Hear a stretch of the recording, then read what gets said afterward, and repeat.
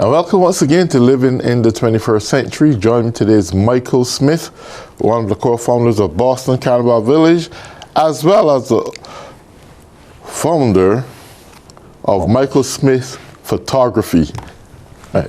Michael, it's a pleasure to have you on today. And you know, you're so creative in everything you do, from the creativity of Boston Carnival Village. You know, you have your photographic company, you're publishing a lot of books. Man, you're doing a lot of things. But tell me a little bit about this one called Cultural People Places in Trinidad and Tobago.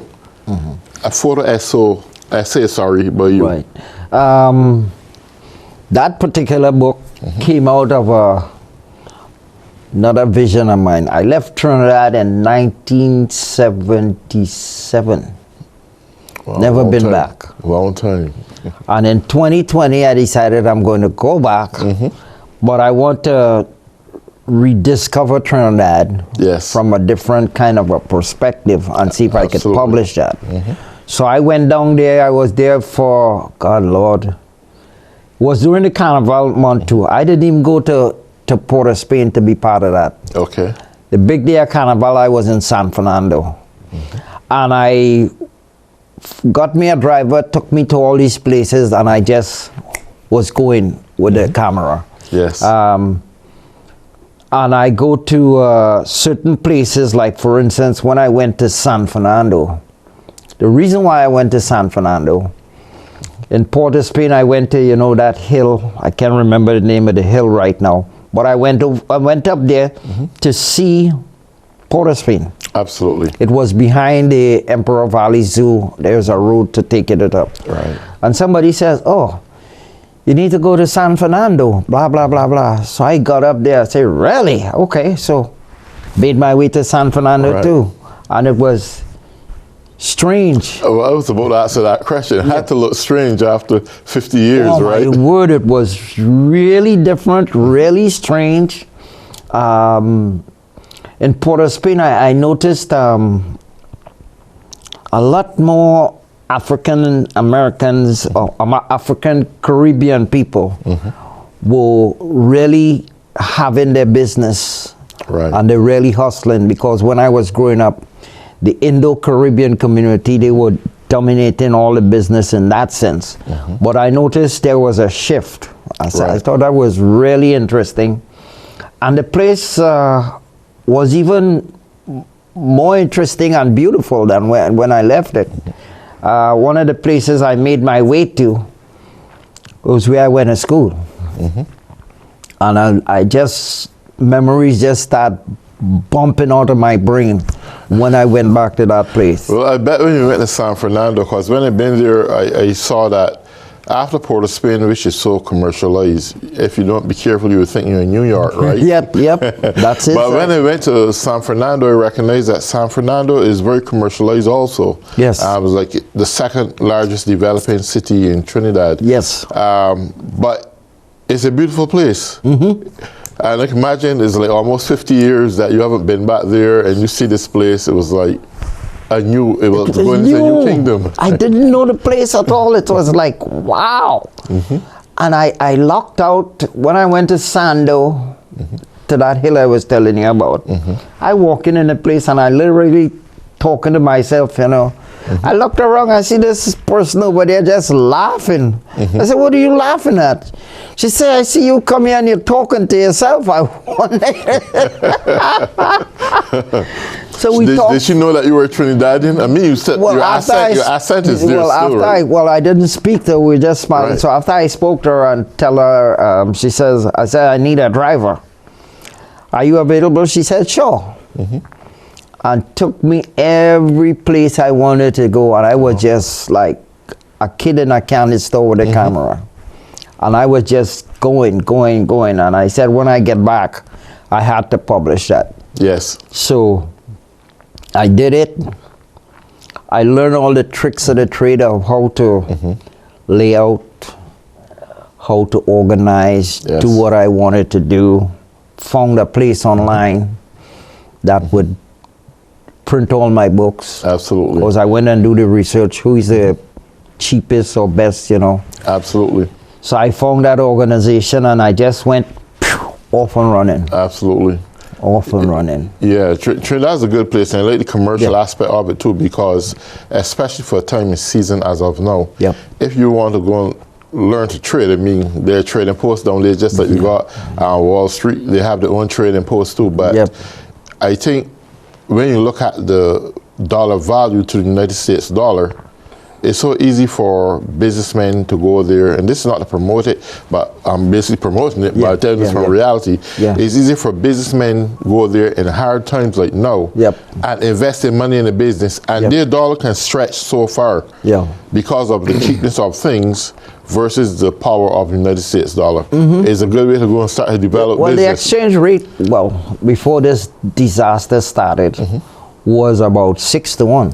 Yeah, well, And yeah, it was stable, quite stable for the longest while. absolutely. Well, you know that. If there were any fluctuations, there was pennies, I guess. Yeah. But yeah, I mean, the pennies. pretty good. Back in the 90s when it was trading there, Yeah. it was like 6-1. Yep. And it was good for me. Oh, yeah. And it wasn't even the United States dollar, it was in the Barbadian dollar, right? Yeah, And I it was think good for me. Barbados is tied to the US dollar 1 Yeah, to 1. we was 1-1, yeah. So Yeah. Barbados dollar is pretty good, economically speaking. Matter of fact, our dollar value, as small as a country as we are, is even more superior than the Canadian dollar at one point. I'm not sure about no, but it is Right, actually. right.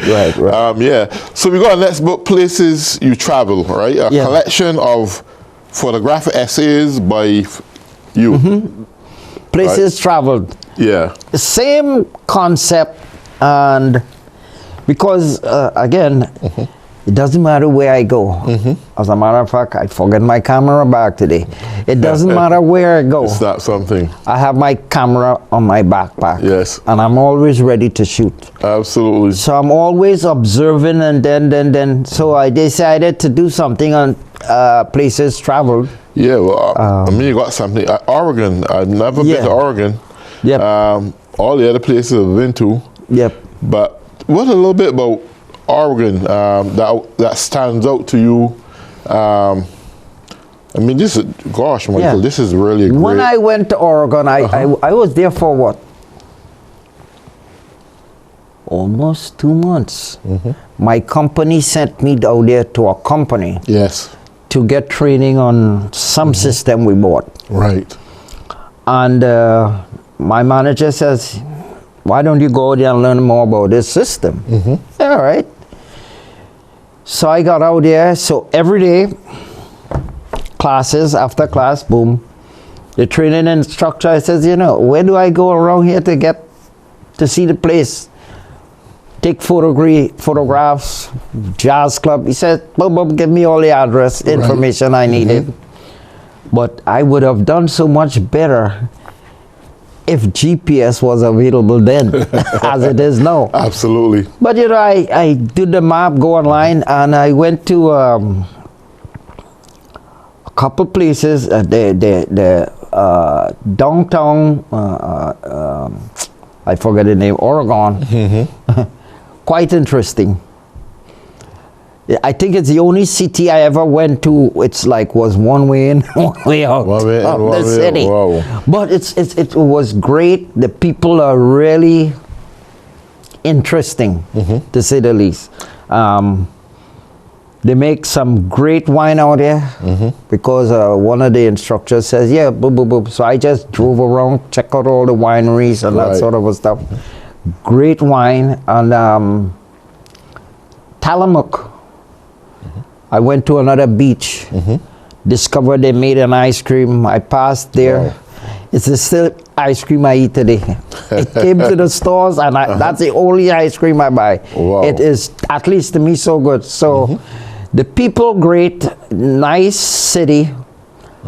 They have a lot going on. Apparently, they were in a kind of a transition because they did a lot of farming. They still have a lot of farming now. But they had some industries, factories that went out there. That's why I went out there. But they have a lot of farms. Like I said, the people are great. And seeing that river, I forget the name of the river. I'm used to rivers this small, you know. Right. Little streams, that's a river? This thing is like 3 miles wide. Yep. It was amazing, amazing. So doing that and observing the people and taking all these photographs, I said I had to include them in this publication. Absolutely, that sounds pretty good. As a matter of fact, when I was there, I told the family, I said, we got to go out to Oregon and visit the place, but we haven't done it yet, but I hope. And good architectural designs and buildings down there. Yeah. Well, as a matter of fact, they were that was the first place I saw. They had provision on the road for people to ride their bikes and electric vehicles. Wow. That's the first place I saw that. I say, wow. Now everybody is doing the roadways so cyclists could ride and do their thing. So yeah, that's the first place I saw that. So all those things stayed with me. The mountain, I think that's where we had that major earthquake. Mount Washington.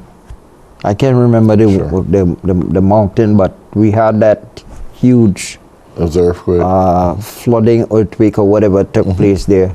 But it was interesting for me, and I like to tell people everywhere I go, as long as I have my camera, I always find something interesting. Yeah, well, a camera should be a photographer's best friend, you know. Always got it there to snap at the moment. Yeah, and then we got here, Boston Carnival Village celebrates the villagers. Yeah, they celebrated their 50th anniversary. And I decided I want to do something to honor that situation. And the only people I could think about is the people who made it possible. Right. All the band leaders, the designers, masqueraders, so I kind of focused on them. Because as a member of the association, that's the way I always felt. We are supposed to be doing things to promote them. Absolutely. To bring more people to town. But I mean, this book here seems so historic. I think it should be something that you have in the Boston Library or something. If it was me, I think I would try to make this a national piece, seriously, because when we speak about Boston Carnival Village, it just doesn't include one culture. It includes multiple culture. And with that said, I don't think there's anyone right now, and this is just my imagination, that would have probably put together a piece such as this. And I think it has significant meaning to it. I think it's something that children and generations to come should at least know what it was like to be a part of Boston Carnival Village and so forth. This is a good documentary of that. I just don't see it as just the normal book. I see it as something that should be sitting in. This is just on the 50th, but I have another one that as thick as this. Okay. I should have brought a copy. Yeah. I have another one and that's the history of Boston Carnival, when it was started, by whom, all the people that contributed, serious stories in there about Carnival, the history of it, how it started, and all of that good stuff. So I have that, as thick as this, about the same size, and this one out there. And you're absolutely right. You have to. When these publications come out that I'm working on right now, I'm taking all of them to get them in libraries. Yes. The first one I'm gonna start with is the one in my town, Milton, and I want them in the Boston Public Library. Yes. So that's a project I will be working on more deeply when these two publications come out. Absolutely, yeah. I mean, it should be large in Boston. Yep. But I see it as a piece of heritage that suits for the whole nation as a whole. Yes, absolutely. Because every state is intertwined with each other. That's why we are called United States of America. Yeah. And we have to learn our different cultures and the people. We speak more than 164 different languages in Boston. Yep. Unofficially, it's about 184 or near 200, something like that. But with this kind of, and sometimes it's weird, we can sit down and put together some real good things, quality pieces of, whether it's a book or music or something, we we don't really think much of it. No, we don't. But an expert will come in and tell you, this thing has significant meaning, it has significant value. Yep. It should be this place and it should be the other place. Right. But we just say, we just do this and have a little bit of fun. But Michael, man, this is how I see life. As we get older, this seals your legacy. You leave something for generations to come and learn from and understand what culture is like. Right. Besides just being a simple book form, it has to be on the breastplate and foundation as a part of America's good legacy. Correct. Not just America, but the Caribbean Caribbean in legacy America. also, exactly. Yes. We got to make it. Yep. We must make it that way. Yep. And the sooner it work, probably better, maybe too. Yeah. When I started thinking the way you're talking now, I always ran into roadblocks. People didn't understand.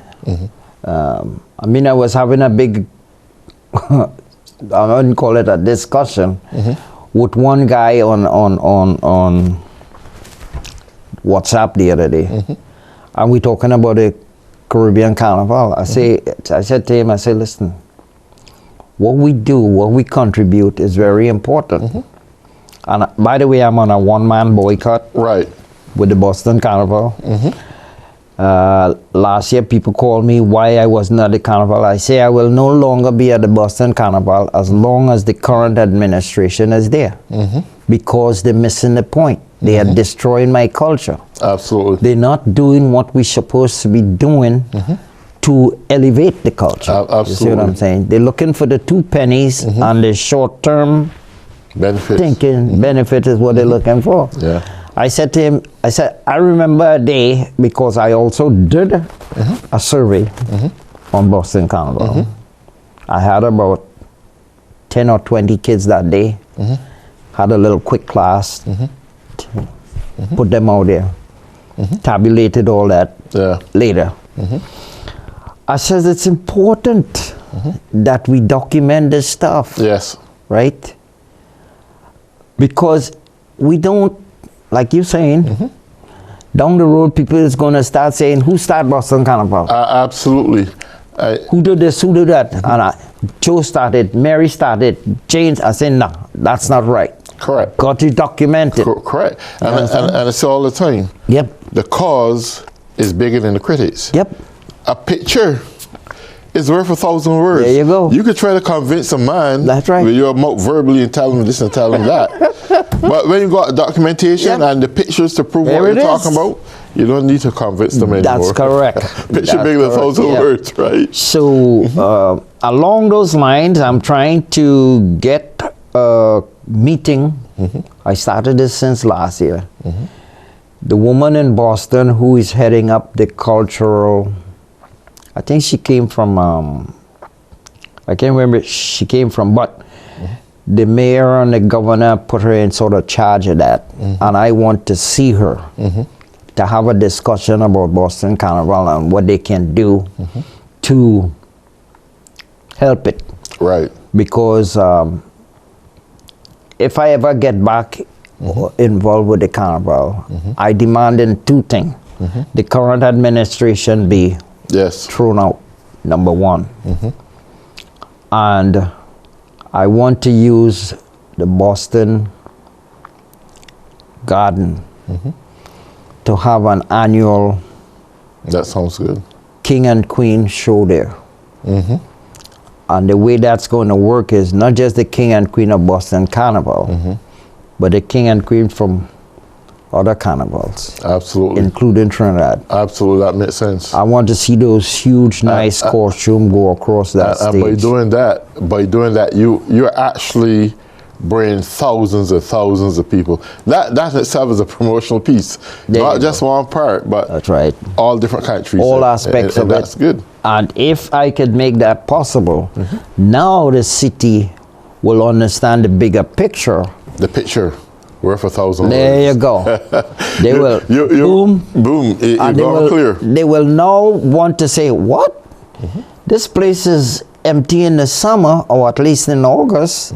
let's put this aside for the Caribbean community and have this huge show there. Start to put together a strategic plan. Yep. Yeah. But it's on the mind, it's on the paper. It's coming. It's coming. Action plan. Yeah. So you was telling us about the your memoir and what you're working on right now. The memoir, it's like I say, you know what? I want to write a memoir. I want to tell my story. Who is Michael? Yes.